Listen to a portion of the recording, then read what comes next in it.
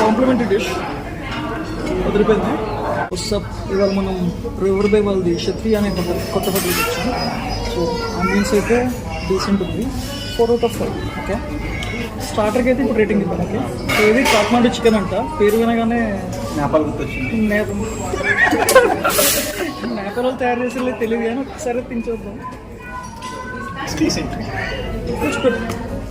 Honest opinion బాగుంది.